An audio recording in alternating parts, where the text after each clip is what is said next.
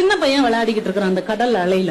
விளையாடும் போது அவன் செருப்ப கடல் இழுத்துட்டு போயிடுச்சு. உடனே அந்த கடற்கரை மண்ணுல எழுதி வச்சிருக்கிறான், இந்த கடல் ஒரு திருடன் அப்படின்னு எழுதி வச்சிருக்கிறான். கொஞ்ச நேரம் கழிச்சு சுனாமியில மனைவியை பறி கொடுத்த ஒருத்தர் வந்திருக்கிறார். அவர் அப்படியே அந்த கடலை அப்படி விரிச்சு பார்த்துக்கிட்டே இருந்துட்டு அந்த கடற்கரை மண்ணுல அவர் எழுதியிருக்கிறார், இந்த கடல் ஒரு கொலைகாரன் அப்படின்னு எழுதியிருக்கிறார். அன்னைக்கு நிறைய மீன்கள் கிடைக்கப்பட்ட ஒரு மீனவன் அதே கடற்கரை மண்ணுல எழுதுனா, இந்த கடல் ஒரு கொடையாளி அப்படின்னு எழுதினான்.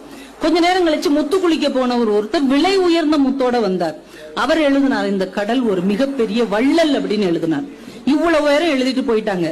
கடல் நேரா வந்து எல்லாத்தையும் அழிச்சுட்டு போயிடுச்சு.